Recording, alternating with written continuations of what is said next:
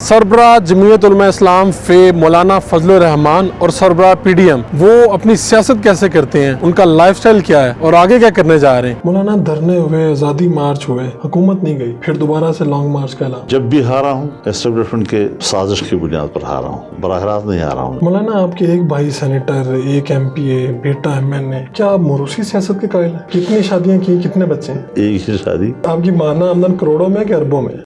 Urdu point کی videos دیکھنے کے لیے ہمارا چینل سبسکرائب کیجیے اور بیل کے آئیکن پر کلک کیجیے تاکہ آپ ہماری تمام آنے والی ویڈیوز سے باخبر رہ سکیں۔ آج ہم آئے ہیں شور کوٹ ڈیرہ اسماعیل خان سربراہ جمعیت علماء اسلام فے مولانا فضل الرحمان اور سربراہ پی ڈی ایم ان کی رہائش گاہ پہ، جہاں سے انہوں نے سیاست کا آغاز کیا۔ وہ اپنی سیاست کیسے کرتے ہیں، ان کا لائف سٹائل کیا ہے اور آگے کیا کرنے جا رہے ہیں، یہ ساری باتیں آگے چل کر آپ کو بتاتے ہیں۔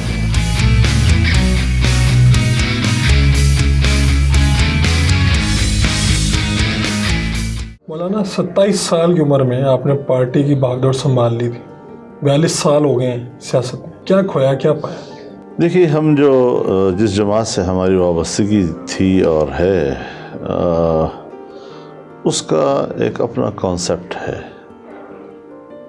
وہ اپنے اس وطن عزیز سے محبت بھی کرتے ہیں اور اس کو نظریاتی حوالے سے دیکھتے ہیں۔ جب ہم نظریاتی حوالے سے دیکھتے ہیں تو جو ملک لا الہ الا اللہ کے نعرے پہ معرض وجود میں آیا تھا، اس کو ایک حقیقت بن جانا چاہیے اور عملی طور پر بن جانا چاہیے۔ جمعیت علماء اسلام کی نظر میں اسلام کی جو مملکتی، قومی اور ملی کردار ہے، وہ زیادہ تر دو باتیں ہیں۔ ایک امن اور دوسرا خوشحال معیشت۔ امن یہ تمام انسانی حقوق کا احاطہ کرتا ہے، اس کے تحفظ کا احاطہ کرتا ہے، اور انسانی حقوق وہ انسان کی زندگی کے 3 شعبوں میں کام کرتے ہیں۔ ایک انسان کی جان کا حق، اس کے مال کا حق، اس کی عزت و آبرو کا حق۔ تمام نظام اس انسانی حقوق کے گرد گھومتا ہے۔ اب ظاہر ہے کہ اس حوالے سے ملک کو خوشحال بنانا، ملک کی معیشت کو بہتر بنانا اور اپنے ملکی وسائل کو صحیح معنوں میں امانت سمجھنا اور اس قوم کے لیے استعمال کرنا، یہ ہے جمعیت علماء اسلام کا اساسی اور بنیادی ہدف۔ لیکن اس ملک میں جو جاگیردار سرمایہ دار طبقہ ہے، ذہنیت ہے، میں افراد کی بات نہیں کر رہا، اس میں اچھے افراد بھی ہیں، اچھے لوگ بھی ہیں، اور جاگیردار ہو کر بھی جاگیردارانہ تصور سے اختلاف کرتے ہیں۔ تو اس حوالے سے یہاں پر جو ایک ذہنیت بنی ہے، وہ ایک نظریاتی ملک کی نہیں بنی ہے، وہ ایک مفاداتی ملک کی بنی ہے۔ اور یہاں پر سیاستدان یا سیاستدانوں پر مشتمل پارلیمنٹ یا پارلیمنٹ کے طے کردہ آئین اور قانون، اس کی عملداری جو ہے وہ یرغمال ہے اور اسٹیبلشمنٹ کے ہاتھوں یرغمال ہے۔ عملاً ہم اس ملک میں اسٹیبلشمنٹ کے ہاتھوں ملک کو حقیقی معنوں میں اسلامی نظام، اسلامی ملک نہیں بنا پا رہے ہیں۔ جب تک اسٹیبلشمنٹ کے جی، لیکن وہ چونکہ اپنے آپ کو خفیہ رکھتے ہیں، پردے کے پیچھے رکھتے ہیں، تو عام آدمی کی نظر میں ہمیشہ اس کا ذمہ دار جو ہے وہ سیاستدان ہوا کرتا ہے۔ اس حوالے سے ہم نے کام شروع کیا ہے اور اس منزل تک پہنچنے کے لیے سفر جاری رکھا ہوا ہے۔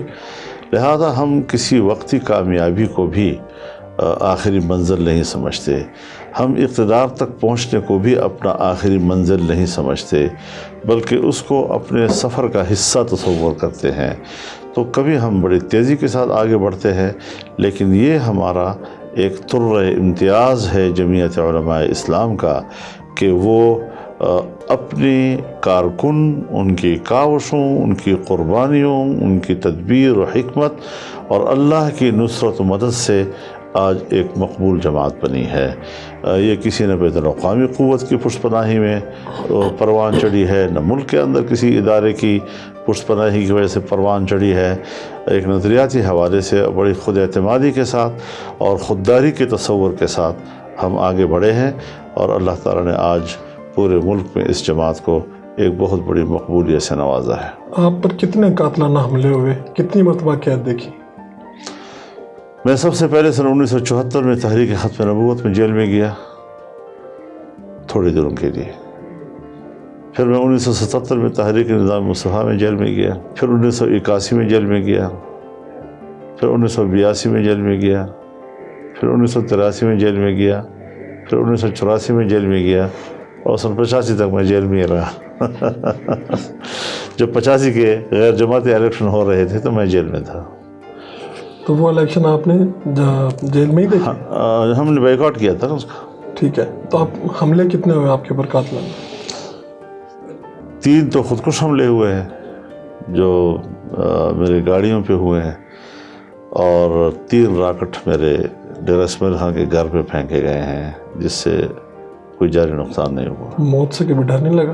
ہمیں جو تربیت دی گئی ہے وہ یہ ہے کہ موت و حیات کا مالک اللہ ہے، یعنی ایسے حملے کہ جس سے آپ کی پوری گاڑی اڑ جائے اور اس کے 2 ٹائر اور اس کے رم بھی ٹیڑھے ہو جائیں، اور اس کے باوجود وہ اس حالت میں 3.5 کلومیٹر کا سفر کر کے ہمیں گھر تک پہنچائے، اور اس کے بعد پھر بالکل ناکارہ ہو جائے جب ہم اتر جائیں، تو یہ اللہ کی طرف سے حفاظت کا انتظام نہیں تو اور کیا ہے۔ مولانا، آپ کے ایک بھائی سینیٹر، ایک MP، بیٹا MNA، کیا آپ موروثی سیاست کے قائل ہیں؟ جی، میں موروثیت کو ایک انبیاء کی سنت سمجھتا ہوں۔ یہ جو موروثیت کا لفظ استعمال کرتے ہیں، یہ یورپ سے متاثر ہے، یورپ کا کانسیپٹ ہے جہاں وراثت ہی نہیں ہے، جہاں یہ پتہ نہیں کہ کس کا بیٹا ہے۔ تو اس قسم کی چیزیں جو ہیں، جب آپ کا ایک بڑا وہ فاؤنڈر ہو ایک نظریے کا، ایک جماعت کا، اور وہ ایک ایسی مقبولیت حاصل کر لے کہ اگر اولاد میں صلاحیت ہے اور وہ اس کا صحیح پیروکار ہے، اس کے نظریات کا حامل ہے، تو پھر وہ ایک نسبت ہوتی ہے جس نسبت سے آپ کو کارکن قبول کرتا ہے اور جماعت قبول کرتی ہے۔ ورنہ میں نے بہت سے خاندانوں کو دیکھا ہے جن کے بڑے جو ہے وہ بہت بڑے بڑے لوگ تھے، لیکن اس کی اولاد صرف پدرم سلطان بود پہ گزارا کرتی ہے کہ ہمارا باپ بڑا تھا، بس اس سے زیادہ کچھ نہیں ہوتا، اور وہ خاندان بیٹھ گئے ہیں، وہاں اب کوئی تحریک نہیں ہے۔ لیکن یہ ہے کہ اگر اللہ نے اس سلسلے کو چلایا ہے، اور یہ دنیا میں ہے، نہرو خاندان کو ہندوستان میں ایک قبولیت حاصل تھی، گاندھی خاندان کو قبولیت حاصل رہی ہے، نہرو خاندان کو ایک قبولیت حاصل رہی ہے، مسلمانوں میں مولانا حسین احمد مدنی کے خاندان کو آج بھی قبولیت حاصل ہے۔ جان ایف کینیڈی جو ہے وہ امریکہ کی ایک ایسی شخصیت تھی کہ ایک فرد کو قتل کیا گیا اور تب جا کر وہ ان کی سیاست ختم کی گئی۔ ذوالفقار علی بھٹو کو ایک قبولیت حاصل ہوئی، اور ان کی نسبت سے ان کے خاندان کے لوگ جو ہیں، اور پارٹی قبول کر رہی ہے اس کو، یا تو پارٹی انکار کرے نا، اگر پارٹی انکار کرتی ہے تو میں کیسے زبردستی کر سکتا ہوں جی؟ میری کیا حیثیت ہے پھر جی؟ تو کیا آپ کے بعد آپ کی پارٹی کی قیادت آپ کے بیٹے سنبھالیں گے؟ یہ نہیں مجھے معلوم، یہ آنے والے حالات پر۔ کیوں؟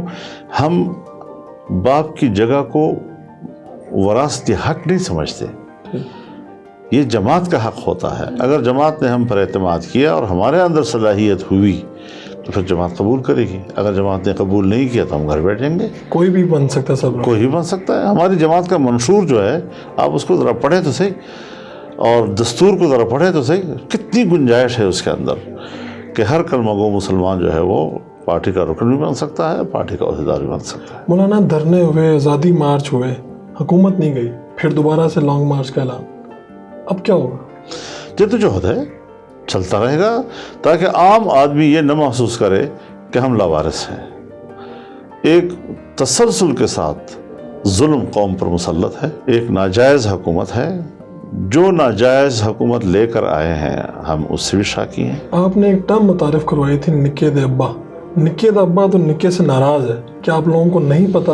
میرے خیال میں ہمیں ایک ایسا ادارہ کہ جس کے پالیسیوں کا، جن کے فیصلوں کا ادراک پبلک کو بہت کم ہوتا ہے، اور اگر پبلک کے سامنے ان کے فیصلے آتے بھی ہیں یا کوئی خبریں آتی بھی ہیں تو وہ 1% اور 1.5% سے زیادہ نہیں ہوتی.